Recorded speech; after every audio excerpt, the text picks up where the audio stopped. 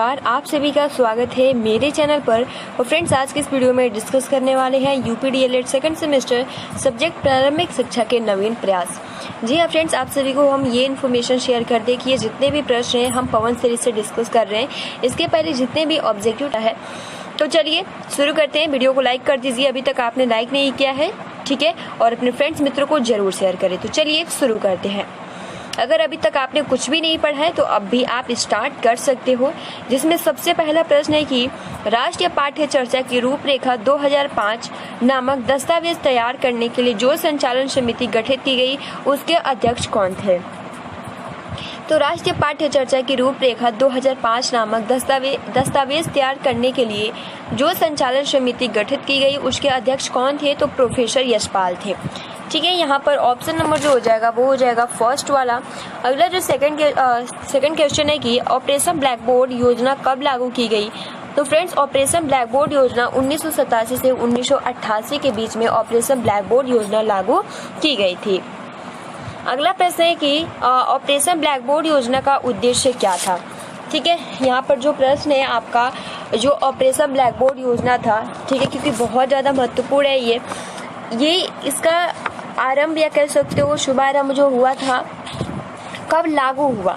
ठीक है, तो 1987 और 1988 में। लेकिन ये भी जानना जरूरी है कि इसका उद्देश्य क्या है।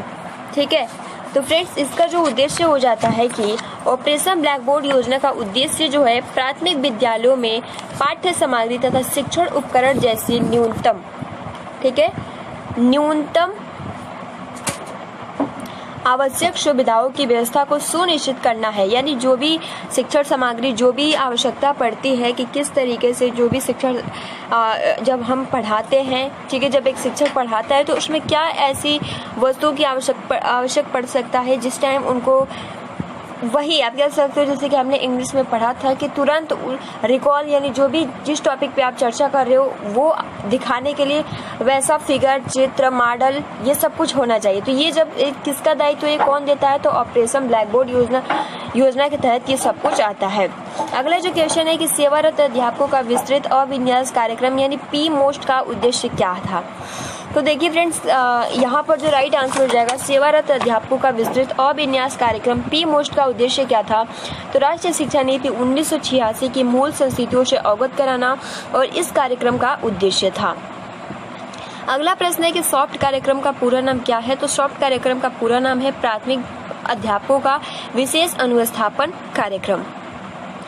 नेक्स्ट प्रश्न है कि सॉफ्ट किस स्तर के अध्यापकों हेतु संचालित की गई। तो प्राथमिक विद्यालयों के अध्यापकों हेतु, क्योंकि इसका फुल फॉर्म ही यही है प्राथमिक अध्यापकों का विशेष अनुस्थापन कार्यक्रम। तो इसका उद्देश्य क्या था, किसके लिए संचालित की गई थी, तो प्राथमिक विद्यालयों के अध्यापकों हेतु। तो फ्रेंड्स, आप भी प्राथमिक विद्यालय के शिक्षक बनेंगे, ठीक है, और तो आप भी क्या यहाँ जो आपके लिए जो संचालित की जाएगी सॉफ्ट। अगला जो प्रश्न है कि बेसिक शिक्षा परियोजना कब से प्रभावी है। तो बेसिक शिक्षा परियोजना कब से प्रभावी थी, तो 5 अक्टूबर 1993 से बेसिक शिक्षा परियोजना प्रभावी थी। अगला प्रश्न है कि बेसिक शिक्षा परियोजना के कितने अंग हैं। तो फ्रेंड्स, बेसिक शिक्षा परियोजना के कुल 3 अंग हैं। संस्थागत यानी क्षमता में वृद्धि, दूसरा गुणवत्ता में सुधार तथा पूर्णता, बेसिक शिक्षा तक पहुंच सुनिश्चित करना। तो ये बेसिक शिक्षा परियोजना के अंग थे। ठीक है, तो ये बहुत ज्यादा महत्वपूर्ण है। संस्थागत यानी संस्थागत क्षमता में वृद्धि, गुणवत्ता में सुधार तथा पूर्णता, बेसिक शिक्षा तथा पहुंच सुनिश्चित करना। ठीक है, तो ये 3 अंग हो जाते हैं। अब देखिए अगला जो क्वेश्चन है कि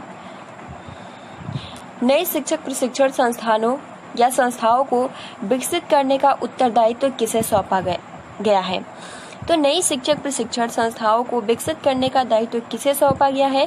तो यह दायित्व प्रत्येक जिले की जिला शिक्षा एवं प्रशिक्षण संस्थाओं को, यानी आप सिंपल कह सकते हो नई शिक्षक प्रशिक्षण संस्थाओं को विकसित करने का दायित्व किसे सौंपा गया है, तो डायट को सौंपा गया है।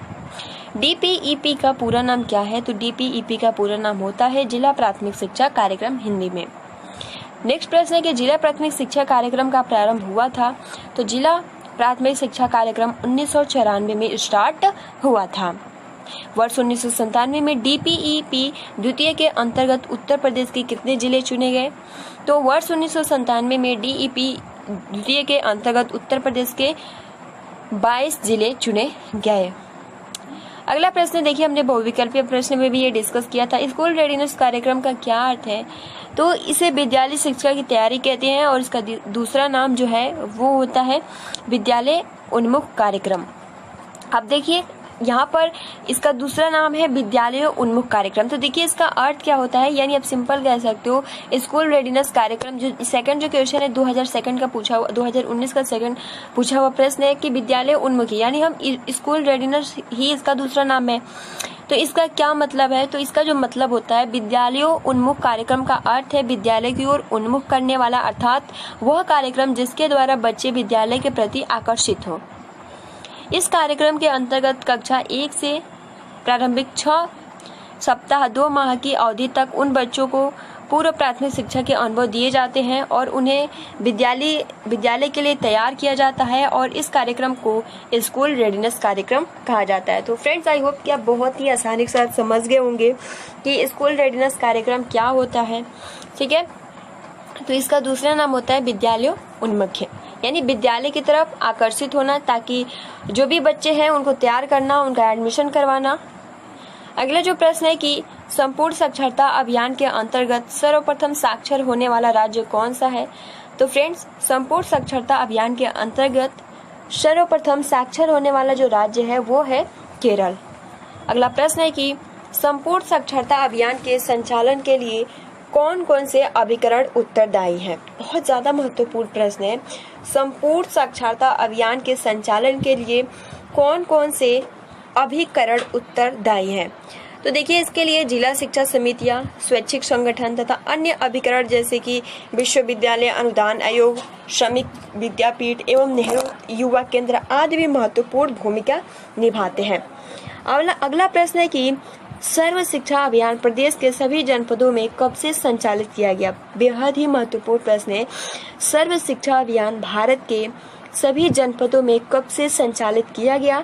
तो फ्रेंड्स, यहाँ पर जो राइट आंसर हो जाएगा वर्ष 2002 में सर्व शिक्षा अभियान प्रदेश के सभी जनपदों में जारी किया गया या संचालित किया गया। अगला प्रश्न है कि सर्व शिक्षा अभियान को वित्तीय सहायता कहाँ से प्राप्त होती थी या होती है और उनकी सहभागिता का प्रतिशत क्या है? सर्व शिक्षा अभियान को वित्तीय सहायता कहाँ से प्राप्त होती है और उनकी सहभागिता का प्रतिशत क्या है? तो फ्रेंड्स, इसका जो आंसर हो जाएगा कि इस अभियान को केंद्र सरकार तथा उत्तर प्रदेश सरकार द्वारा संयुक्त रूप से चलाती है, यानी सर्व शिक्षा अभियान को केंद्र और उत्तर प्रदेश की सरकार, भारत सरकार 65% तथा राज्य सरकार जो है 35% की सहभागिता या आप कह सकते हो इसके लिए मदद करती है। तो इस तरीके से 65% जो है केंद्र सरकार और 35% जो है राज्य सरकार, यानी जो अपना उत्तर प्रदेश है वो इसमें सहभागिता करती थी, यानी सर्व शिक्षा अभियान में। अगला जो प्रश्न है कि यहाँ देखिए फ्रेंड्स, अगला प्रश्न है कि NPEGL क्या है? यानी इसका फुल फॉर्म होता है N से नेशनल, P से प्रोग्राम, E से एजुकेशन, उसके बाद G से गर्ल और E से एलिमेंट्री, L से लेवल। यानी अगर हम पूरा कहें national programme of education for girls at elementary level, यानी ये है क्या? तो इस कार्यक्रम के अंतर्गत बालिका शिक्षा व्यवस्था को अधिक सुदृढ़ करने का प्रयास किया जाता है, उनकी उपस्थिति, ठहराव व प्राथमिक शिक्षा की पूर्णता सुनिश्चित कराई जाती है। यानी ये जो आपका NPEGL है ये सबसे ज्यादा फोकस किस पे करता है? तो गर्ल्स पे करता है। क्या गर्ल्स स्कूल प्राथमिक विद्यालय में अपना एडमिशन करवाई है? क्या वो डेली रेगुलर स्कूल जा पा रही है? क्या उनके घर वाले, यानी पूरा जो रिस्पॉन्सिबिलिटी होता है किस पे होता है? तो NPEGL पे होता है। ठीक है, अगला जो प्रश्न है कि NPEGL का क्षेत्र बताइए। तो महिला साक्षरता के शैक्षिक दृष्टि से पिछड़े विकास खंड 10% से कम साक्षरता वाले विकास खंड तथा चयनित शहरी जो है इसमें बस्तियां शामिल हैं। अगला जो प्रश्न है कि स्कूल चलो अभियान किन स्तरों पर आयोजित किया गया, तो जनपद स्तर पर, ब्लॉक स्तर पर और ग्राम स्तर पर। अगला जो प्रश्न है कि स्कूल चलो अभियान कब तक चलाया जाता है, तो 1 जुलाई से 31 जुलाई तक चलाया जाता है, क्योंकि उसी में एडमिशन होता है। अगला जो प्रश्न है कि कस्तूरबा गांधी बालिका विद्यालय योजना का उद्देश्य है, तो कस्तूरबा गांधी बालिका विद्यालय योजना का जो उद्देश्य है बालक बालिकाओं के प्रति समदृष्टि यानी समान दृष्टि विकसित करना, बालिकाओं के नामांकन व ठहराव को सुनिश्चित करना तथा बालिकाओं के गुणवत्ता युक्त शिक्षा की उपलब्धता हेतु प्रयास। नेक्स्ट प्रश्न है कि कस्तूरबा गांधी बालिका विद्यालय योजना कब से प्रारंभ की गई, तो यह योजना जो है 2004 से 2005 में स्टार्ट की गई थी। अगला प्रश्न है कि बाल बालिकाओं, ठीक है, बालक बालिकाओं के अधिकारों को के हनन को हम क्या कहते हैं, यानी जब उनके अधिकार को छीन लिया जाता है और कोई और काम दे दिया जाता है उसको हम बोलते हैं बाल श्रम। ठीक है। अगला जो प्रश्न है कि मध्याह्न यानी जो दोपहर का भोजन है इसकी आवश्यकता क्यों पड़ी, तो विद्यालय में बच्चों को ड्रॉप आउट होने के कारण। ठीक है, ताकि जो बच्चे हैं कि दोपहर में खाना खाएं, ठीक है, फिर से वो थोड़ा फ्रेश हो, उसके बाद से वो जो भी उनकी पढ़ाई होती है दोपहर के बाद उसमें वो अच्छे से जो भी है फोकस कर सके। अगला जो प्रश्न है कि मध्याह्न यानी दोपहर भोजन योजना केंद्र सरकार द्वारा कब से लागू की गई थी, तो 15 अगस्त 1995 से लागू की गई थी। बाल अधिकार कब और किसके द्वारा निर्धारित किया गया, तो संयुक्त राष्ट्र संघ द्वारा 10 दिसंबर 1950 को बाल अधिकार को निर्धारित किया गया। अगला प्रश्न है कि शिक्षा अधिकार अधिनियम की कोई 2 विशेषताएं लिखिए, तो 6 से 14 वर्ष के बालकों के लिए और बालकों के शारीरिक, मानसिक और प्रताड़ना न दी जाए। तो ये शिक्षा अधिकार अधिनियम की 2 विशेषताएं हैं। अगला देखिए 2015 का पूछा हुआ प्रश्न है कि बाल शिक्षा अधिकार नियम के अंतर्गत क्या निजी ट्यूशन की छूट है, तो यहाँ अगर आपने अभी तक कुछ नहीं पढ़ा है और इसको पढ़ लेते हो तो 100% कह रही हूँ कि इसी में से आपके एग्जाम में प्रश्न पूछा जाएगा। और मैं बार बार कहती हूँ जो एग्जाम यानी जो पेपर बनाता है वो ज्यादा बुक नहीं देखने जाता है, सीरीज लेता है और उसी में से जो महत्वपूर्ण जो फैक्ट क्वेश्चंस होते हैं वही आपके एग्जाम में दे दिए जाते हैं। कि मैकाले द्वारा अपना विवरण पत्र कौन सा ध्येय वाक्य लिखा गया है, यानी आप कह सकते हो कि जो मैकाले, ठीक है, जो मैकाले का विवरण पत्र आया था उसमें कौन सा एक इम्पोर्टेंट वाक्य लिखा गया है। ठीक है, तो उसमें एक बोला गया कि एक अच्छे यूरोपीय पुस्तकालय की एक अलमारी का साहित्य भारत व अरब का संपूर्ण साहित्य के समान है। तो ये मैकाले के विवरण पत्र में ये वाक्य लिखा गया है, जो कि 2015 का पूछा हुआ प्रश्न है कि एक अच्छे यूरोपीय, ठीक है, एक अच्छे यूरोपीय पुस्तकालय की एक अलमारी का साहित्य भारत व अरब का संपूर्ण साहित्य के समान है। अब देखिए फ्रेंड्स, अगला जो आपका प्रश्न है कि शिक्षा में छनाई, आप सभी को पता है छनाई का सिद्धांत हो गया या फिर निस्यंदन का सिद्धांत हो गया, किसने दिया है, तो इसका आंसर आप दे सकते हो। फिलहाल यहाँ पर जो राइट आंसर हो जाएगा मैकाले ने दिया है। ठीक है, तो शिक्षा में छनाई या निस्यंदन सिद्धांत में क्या आशय है, 2015 का पूछा हुआ प्रश्न है। तो फ्रेंड्स इसका जो राइट आंसर हो जाएगा कुछ लोगों को शिक्षा देना ताकि वे अन्य जन साधारण को शिक्षित कर सके। ठीक है, अगला जो प्रश्न है कि हंटर कमीशन द्वारा माध्यमिक शिक्षा के क्षेत्र में कौन सी आर्थिक प्रणाली लागू की जो आज भी प्रचलित है, तो हंटर कमीशन द्वारा माध्यमिक शिक्षा के अंतर्गत आप कह सकते हो कि माध्यमिक शिक्षा के क्षेत्र में कौन सी आर्थिक प्रणाली लागू की जो आज भी प्रचलित है, ये भी 2015 का पूछा हुआ प्रश्न है। यहाँ पर हो जाएगा अनुदान प्रणाली। अगला जो प्रश्न है कि भारतीय शिक्षा को लॉर्ड कर्जन की किन्हीं 2 प्रमुख देनों का उल्लेख कीजिए, तो भारतीय शिक्षा को लॉर्ड कर्जन की, ठीक है, भारतीय शिक्षा को लॉर्ड कर्जन की किन्हीं 2 प्रमुख देनों का उल्लेख कीजिए, ये भी 2015 का पूछा हुआ प्रश्न है। तो फ्रेंड्स लॉर्ड कर्जन की 2 प्रमुख देन, जिसमें पहला आ जाता है केंद्रीय शिक्षा विभाग की स्थापना और दूसरा आता है भारतीय विश्वविद्यालय आयोग। ठीक है, अब देखिए फ्रेंड्स अगला जो आपका प्रश्न है कि कोठारी आयोग की नियुक्ति का मुख्य उद्देश्य क्या था, 2015 का पूछा हुआ प्रश्न है। जो कोठारी आयोग था इसकी नियुक्ति क्यों की गई, इसका मुख्य उद्देश्य क्या था, तो फ्रेंड्स यहाँ पर देखिए राइट आंसर हो जाएगा कि कोठारी आयोग की नियुक्ति का मुख्य उद्देश्य जो था शिक्षा के क्षेत्र के राष्ट्रीय स्वरूप व शिक्षा के समस्त स्तरों के संबंध में सिद्धांत नीतियां बनाना। तो ये कोठारी आयोग के क्या है, उद्देश्य है, या ये कह सकते हो कि इसीलिए नियुक्ति किया गया कोठारी आयोग का। तो फ्रेंड्स ये बहुत ज़्यादा महत्वपूर्ण प्रश्न है, कोठारी आयोग से रिलेटेड प्रश्न पूछ लिए जाते हैं। तो इसका जो आंसर हो जाएगा कि शिक्षा के राष्ट्रीय स्वरूप व शिक्षा के समस्त स्तरों के संबंध में सिद्धांत नीतियां बनाना। अगला जो प्रश्न है, नई शिक्षा नीति 1986 की किन्हीं दो प्रमुख विशेषताओं का वर्णन कीजिए। तो नई शिक्षा नीति 1986 की किन्हीं दो प्रमुख विशेषताओं का वर्णन, जिसमें पहला आ जाता है शैक्षिक अवसरों की समानता और दूसरा केंद्र सरकार की भागीदारी। अगला जो प्रश्न है कि प्रोफेसर यशपाल समिति की प्रमुख सदस्य के लिए यहाँ पे प्रोफेसर यशपाल समिति किस प्रमुख समस्या के लिए गठित की गई थी, यानी जो प्रोफेसर यशपाल समिति है वो कौन ऐसी समस्या थी जिसके कारण इसको गठित की गई थी। तो फ्रेंड्स आप सभी को पता है छात्रों का शैक्षिक बोझ कम कर, और देखिए फ्रेंड्स हमने ये भी क्वेश्चन आप सभी के साथ डिस्कस किया था कि जो प्रोफेसर यशपाल समिति है इसके पहले भी ये विचार किसी और समिति ने भी प्रस्तुत किया था, जिसमें आपका राम मूर्ति समिति, ठीक है, और भी दो समितियां थी। तो इसके पहले भी इस विषय पर या जो उद्देश्य है जिसके लिए प्रोफेसर यशपाल समिति का गठन हुआ, इसके पहले भी ये थॉट प्रस्तुत कर दिया गया था, लेकिन बाद में जो आप कह सकते हो जो अधिक इफेक्टिव प्रभावशाली हुई वो कौन थी, तो प्रोफेसर यशपाल समिति थी। और इसका गठित होना इसलिए आवश्यक था क्योंकि जो भी शैक्षिक रिलेटेड जो भी था इसको बोझ कम करने के लिए इस को प्रोफेसर समिति का गठन किया गया। ठीक है, अगला जो प्रश्न है कि पी मोस्ट कार्यक्रम का मुख्य उद्देश्य क्या था। तो पी मोस्ट कार्यक्रम का मुख्य उद्देश्य था कि राष्ट्रीय शैक्षिक नीति 1986 यानी जो राष्ट्रीय शिक्षा नीति है 1986 जो भी उसमें मूल संशोधित थी उससे अवगत कराना।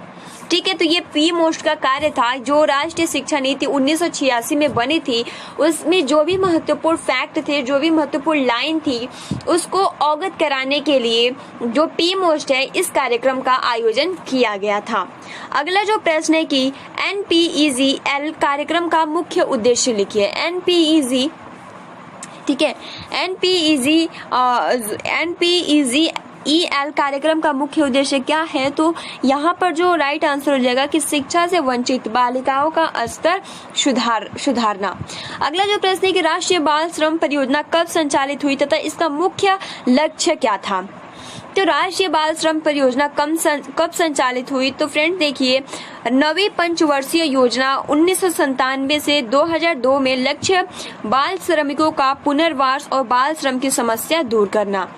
ठीक है, तो ये क्या है, राष्ट्रीय बाल श्रम परियोजना कब संचालित गई तथा इसका मुख्य लक्ष्य क्या था। तो 9वीं पंचवर्षीय योजना जो है 1997 से 2002 के बीच में, और इसका जो लक्ष्य था बाल श्रमिकों का पुनर्वास और बाल श्रम की समस्या दूर करना। अगला जो प्रश्न है कि कस्तूरबा गांधी बालिका विद्यालय का संक्षिप्त परिचय दीजिए।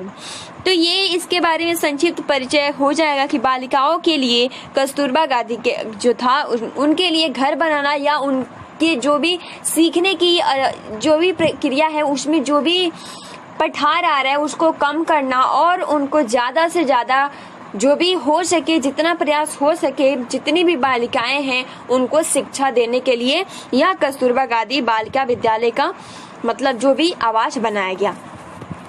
अब देखिए फ्रेंड्स, अगला जो प्रश्न है कि DPEP परियोजना के कार्य लिखिए।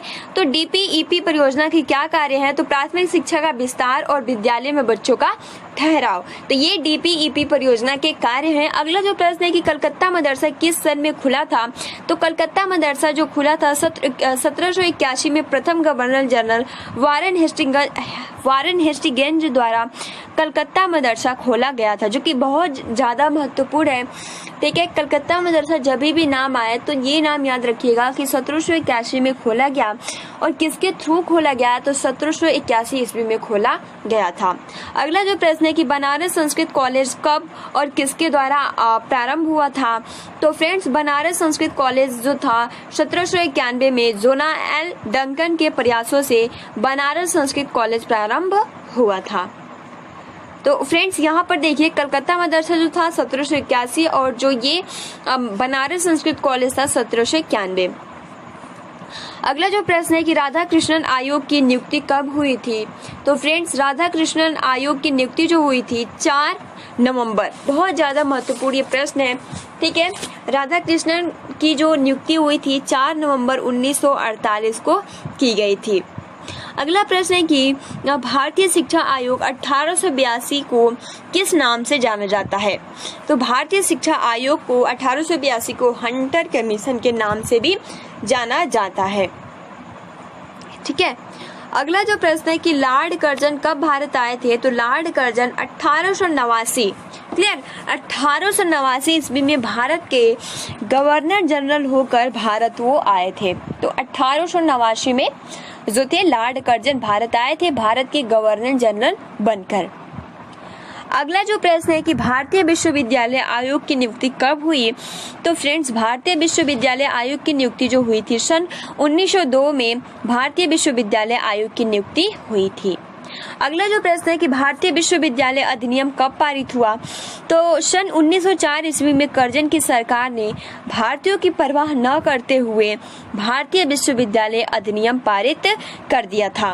क्योंकि आप सभी को पता है कि जो लॉर्ड कर्जन था 1889 ईस्वी में आया था भारत का गवर्नर जनरल बनकर, और भारतीय विश्वविद्यालय अधिनियम कब पारित हुआ, क्योंकि इसी के थ्रू पारित हुआ तो सन 1904 में, क्योंकि 1889 में वो भारत के गवर्नर जनरल बन के आए और इस तरीके से 1904 ईस्वी में कर्जन की सरकार ने भारतीयों की परवाह न करते हुए भी, ठीक है, यानी बिना सोचे समझे आप कह सकते हो उनसे एक बार भी मतलब क्या वो कहेंगे, क्या उनकी राय है, बिना परवाह के भारतीय विश्वविद्यालय अधिनियम पारित कर दी गई। अब देखिए अगला प्रश्न है कि भारतीय विश्वविद्यालय अधिनियम के अनुसार विश्वविद्यालय का कार्य क्षेत्र कैसा हो गया। तो फ्रेंड्स देखिए विश्वविद्यालय का कार्य क्षेत्र जो था अधिक व्यापक कर दिया गया, क्योंकि वे अब परीक्षा लेने के साथ शिक्षण कार्य भी कर सकते थे। तो इस तरीके से इसको और बड़ा बना दिया गया। अगला जो प्रश्न है कि राष्ट्रीय शिक्षा नीति 1992 से क्या तात्पर्य। तो राष्ट्रीय शिक्षा नीति 1986 था और ये है राष्ट्रीय शिक्षा नीति 1992। तो राष्ट्रीय शिक्षा नीति 1992 से क्या तात्पर्य है। तो राष्ट्रीय शिक्षा नीति से तात्पर्य वह नीति जो किसी राष्ट्र विशेष में शिक्षा के आधार मापदंडों एवं शैक्षिक गतिविधियों के सफल एवं दीर्घकालिक परिणाम परक उत्थान को स्थापित करती है। अगला प्रश्न है कि राष्ट्रीय शिक्षा नीति 1992 में व्यवसायीकरण को उचित माना या नहीं। तो शिक्षा का व्यवसायीकरण करना इस संदर्भ में माध्यमिक शिक्षा स्तर के पाठ्यक्रम में व्यवसायीकरण पर विशेष बल देना माना गया। तो इस तरीके से राष्ट्रीय शिक्षा नीति 1992 में क्या जो भी व्यवसायीकरण था उसको उचित माना गया या फिर नहीं। तो आप देख सकते हो इसका आंसर जो है इसके संबंध में, यानी शिक्षा का व्यवसायीकरण करना, ठीक है, यानी जो एजुकेशन है उसको क्या कर लेना, व्यवसाय बना लेना। तो क्या इस संदर्भ में ये उचित निर्णय है या नहीं। तो यहाँ पर आंसर दिया गया है कि शिक्षा का व्यवसायीकरण करना इस संदर्भ में माध्यमिक शिक्षा स्तर के पाठ्यक्रम में व्यवसायीकरण पर विशेष बल देना माना गया है। यानी जो माध्यमिक शिक्षा का स्तर है उस पे व्यवसायीकरण जो है उचित माना गया है, या इस पे कह सकते हो कि विशेष बल दिया गया है। तो किस पे, तो माध्यमिक स्तर पर शिक्षा का व्यवसाय करना। आप देख सकते हो यहाँ पर इस तरीके से होता था उस टाइम, अभी जो है इसी तरीके का चल भी रहा है। अगला जो प्रश्न है कि वैज्ञानिक तथा प्राविधिक, ठीक है, क्योंकि फ्रेंड्स आप सभी को पता है कि YouTube पे बहुत सारे ऐसे चैनल्स वाले होते हैं जो कि एक PDF के लिए बोलते हैं कि जो है पेड कोर्स है या आप ले लो। तो इस तरीके से क्या है, ये शिक्षा का व्यवसाय है, ठीक, क्योंकि जो वो लोग पढ़ाते हैं उसी का वो PDF और प्लस पैसे के थ्रू लेते हैं। तो इस तरीके से क्या है, एजुकेशन का शिक्षा का व्यवसाय बन जाता है। तो उसी प्रकार से इसमें पहले ही जो नियम है इसमें भी यही कहा गया है, हाँ उचित इसको माना गया है, और जो भी माध्यमिक स्तर पर है उस जो भी विषय है उस पर और व्यवसायीकरण या इस पर विशेष बल दिया गया है। अगला जो प्रश्न है कि वैज्ञानिक तथा प्राविधिक परिवर्तन के विषय में राष्ट्रीय शिक्षा नीति 1992 ने क्या कहा। तो आधुनिक युग में विभिन्न वैज्ञानिक एवं प्राविधिक परिवर्तन के संदर्भ में जनशक्ति को जागृत करना एवं उनके उपयोग के लिए शिक्षा के विभिन्न स्तरों पर छात्रों को उनकी जानकारी प्रदान करना। अगला जो लास्ट क्वेश्चन है कि जनार्दन रेड्डी समिति ने नवोदय विद्यालय के संबंध में क्या कहा। तो जनार्दन रेड्डी समिति ने नवोदय विद्यालय के संबंध में क्या कहा। तो फ्रेंड्स, नवोदय विद्यालय योजना जारी रखी जाए एवं प्रत्येक जनपद में एक नवोदय विद्यालय की स्थापना की जाए। तो इस तरीके से हमने आज के जितने भी क्वेश्चन डिस्कस किए, आई होप, क्योंकि बहुत ज़्यादा इसको रटना नहीं है, बस अगर आप इसको पढ़ लेते हो, अगर आप इसको समझेंगे तो फिर आपको रटने की आवश्यकता भी नहीं होगी। किसी भी क्वेश्चन को अगर आप समझ लेते हो, रिलेट कर लेते हो एक दूसरे से, तो बाद में कोई दिक्कत नहीं आता है। आप कर सकते हो, बाद के लिए आप नहीं रखो। कोई भी क्वेश्चन तैयार करिए तो जस्ट अभी तैयार करिए, अगर आप बाद के लिए रखेंगे क्योंकि आपके पास उतना समय नहीं है। सो आई होप आप समझ गए होंगे। तो चलिए स्टार्ट करते हैं, जिसमें सबसे पहला प्रश्न है कि DEP परियोजना के 2 मुख्य कार्य क्या है। सबसे पहले फ्रेंड्स, यहाँ पर ये जानना बेहद ही ज़रूरी है कि जो DPEP है इसका फुल फॉर्म क्या होता है। ठीक है, तो यहाँ पर DPEP का जो फुल फॉर्म होता है, D से डिस्ट्रिक्ट, P से प्राइमरी, E से एजुकेशन और P से प्रोग्राम, यानी पूरा फुल फॉर्म होता है डिस्ट्रिक्ट प्राइमरी एजुकेशन प्रोग्राम। अपनी कॉपी में नोट बना लीजिएगा क्योंकि महत्वपूर्ण है। ठीक है, फिर से एक बार कह दे रही हूँ, डिस्ट्रिक्ट प्राइमरी एजुकेशन प्रोग्राम। तो ये DPEP का फुल फॉर्म होता है। तो यहाँ पर ये प्रश्न पूछा है कि DPEP परियोजना के 2 मुख्य कार्य क्या हैं। ठीक है, जो DPEP परियोजना है यानी डिस्ट्रिक्ट प्राइमरी एजुकेशन प्रोग्राम, इसके 2 मुख्य वर्ग क्या हैं। तो इसके जो 2 मुख्य वर्ग हो जाते हैं, इसमें सबसे पहला जो हो जाता है वो होता है भौतिक एवं अकादमिक क्षेत्रों में क्षमता का संवर्धन करना, प्राथमिक शिक्षा का विस्तार करना। और दूसरा जो इसका जो वर्ग हो जाता है वो हो जाता है विद्यालयों में बच्चों का ठहराव बढ़ाना तथा उनके हरास और अवरोध में कमी करना। तो इस तरीके से ये इनके 2 मुख्य कार्य हो जाते हैं। ठीक है, और आई होप कि आपको बहुत ही आसानी के साथ याद हो जाएगा। अब देखिए फ्रेंड्स, अगला जो आपका प्रश्न है कि DPEP परियोजना के उद्देश्य क्या हैं। ठीक है, यानी डिस्ट्रिक्ट प्राइमरी एजुकेशन प्रोग्राम के क्या एम से क्या उद्देश्य है, इसको क्यों लाया गया। तो इसको इसलिए लाया गया, जो भी 6 से 11 वर्ग के सभी बच्चों को 100% विद्यालयी सुविधा उपलब्ध कराना और सामान्य वर्ग की तुलना में बालिकाओं तथा अवंचित वर्ग के बच्चों का विद्यालयों में नामांकन धारण तथा संप्राप्ति को 5% कम करना।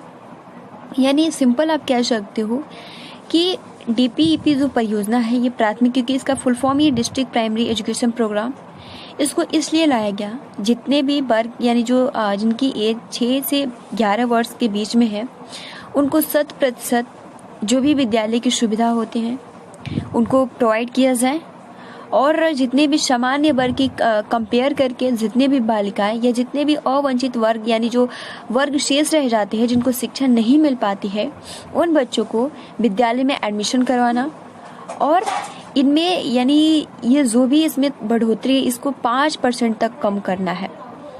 सो आई होप कि आपको बहुत ही अच्छे से क्लियर हो गया होगा DPEP के बारे में कि ये है क्या, इसका फुल फॉर्म भी आप सभी को पता चल गया और ये है क्या, क्या इसका वर्क है, क्या इसका उद्देश्य है। तो कभी भी एग्जाम में अगर ये क्वेश्चन पूछे DEP, तो आई होप कि आप बहुत ही आसानी से ये क्वेश्चन करेंगे।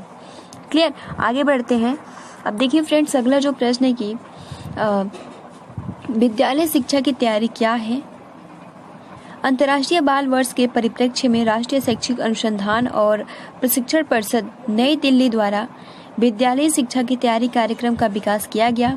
इस कार्यक्रम का मुख्य उद्देश्य 6 वर्ष की आयु के बच्चों को स्कूली शिक्षा के लिए तैयार करना है।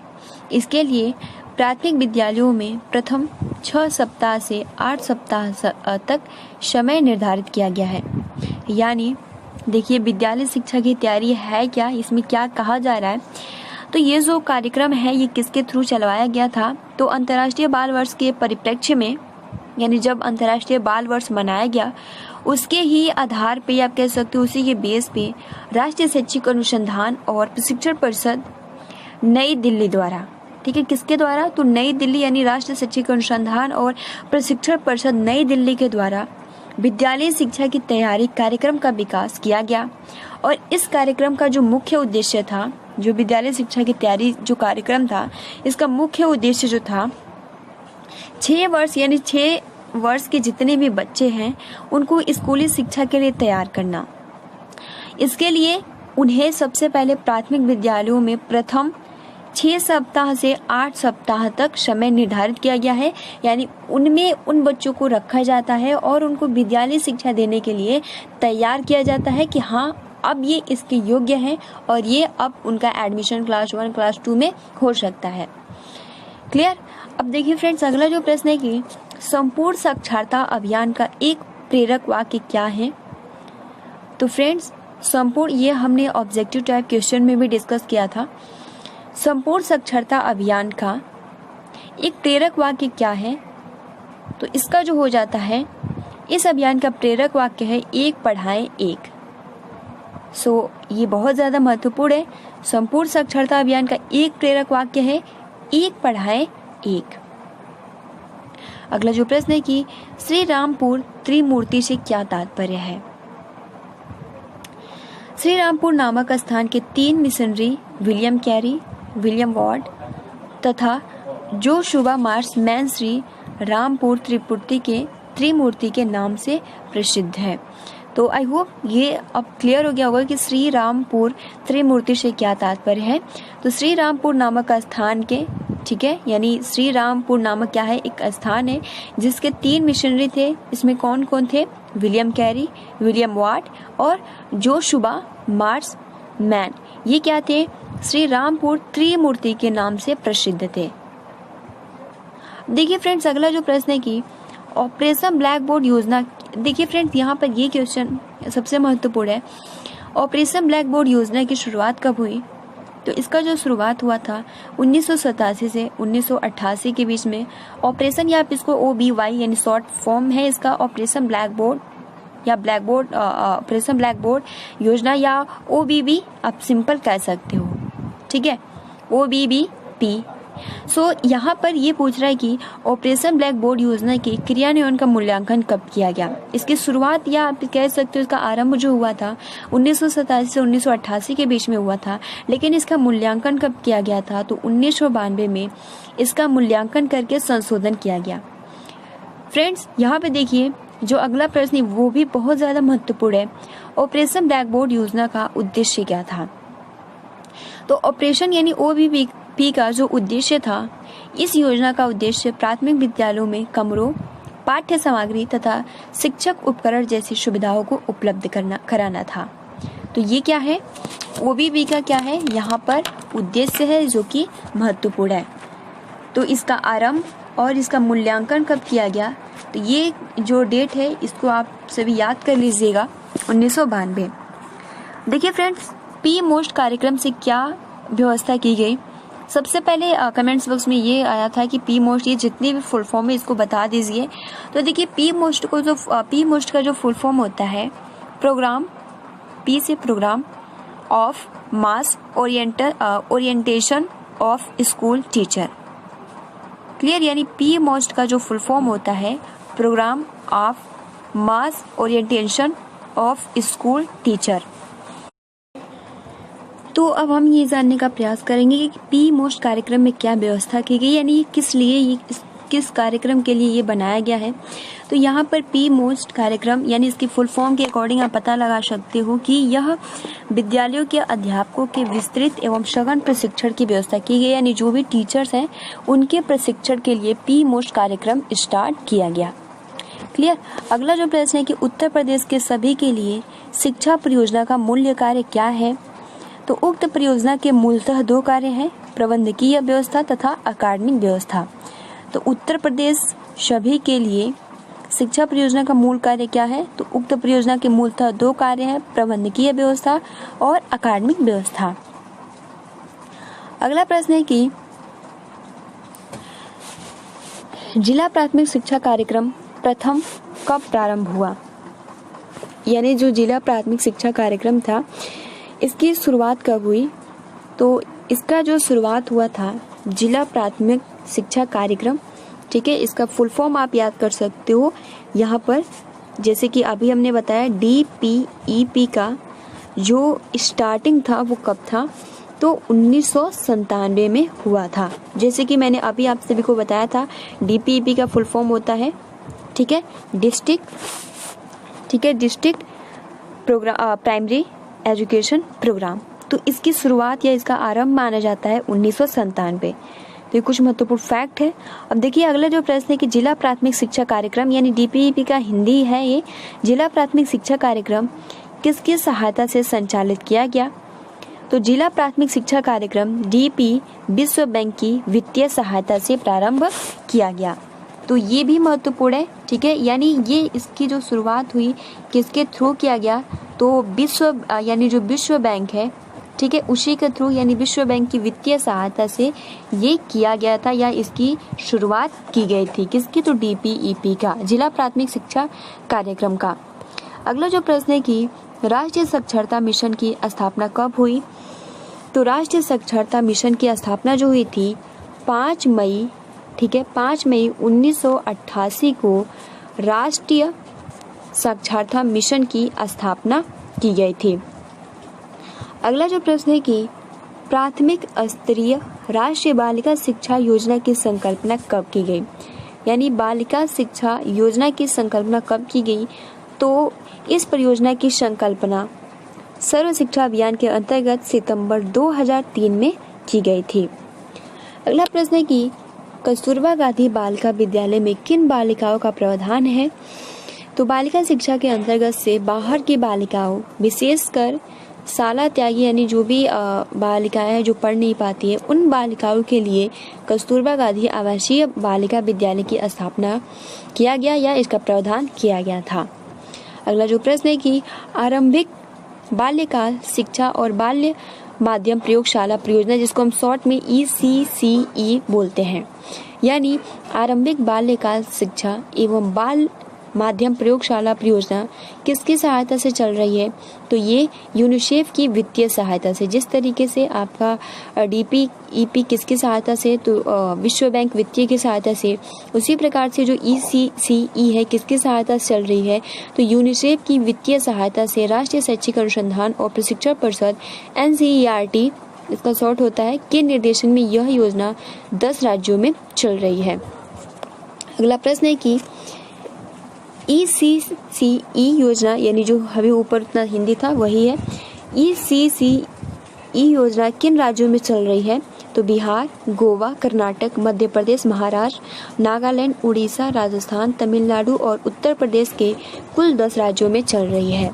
अगला प्रश्न है कि बालक का बेहद संवेदनशील व संभावना से परिपूर्ण समय कौन सा होता है?